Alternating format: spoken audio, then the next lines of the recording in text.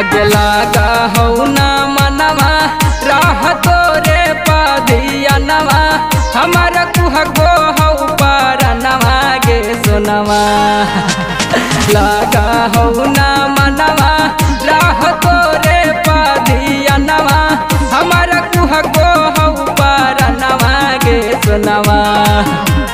देखेला तारा सहा कौना यनवा गे सोनवा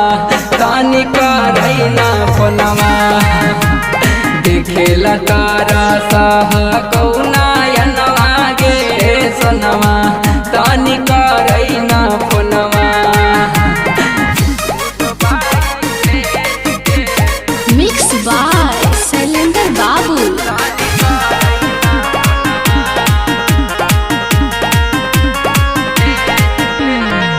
करहियौ बेट हम तोर माई सेज के कहीं बालक हमरा गुडबाई भेज के करहियौ बेट हम तोर माई सेज के कहीं बालक हमरा गुडबाई भेज के मारल कौ के मतिया बोलै बोलै खुल के बतिया कैलक जादू के तोरा टोनवा गे सोनवा अगे मारल कौ के मतिया बोलै बोलै खुल के बतिया कैलक जादू के तोरा टोनवा गे सोनवा दिखेला तारा सहा कौना यनवा गे सोनवा तानी करैना फोनवा देखेला तारा सहा कौना यनवा गे सोनवा तानी करैना फोनवा।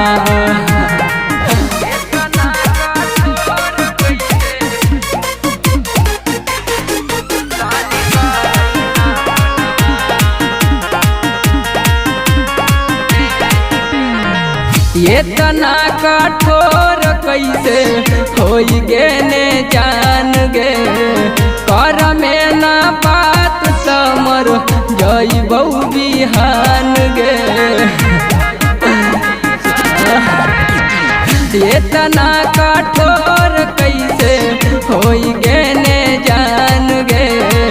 कर में ना बात समर जइबौ बिहान गे सोनू या खाल सवा तोर छोड़िए के देसवा चल जइतौ दोसर कोनवा गे सोनवा अगे जइया खाल सवा तोर छोड़िए के देसवा चल जइतौ दोसर कोनवा गे सोनवा दिखेला तारा सहा कौना यनवा गे सोनवा तानी करैना फोनवा देखेला तारा सहा कौना यनवा गे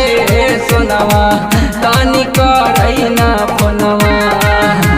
मां प्रतिमा रिकॉर्डिंग स्टूडियो शेखपुरा।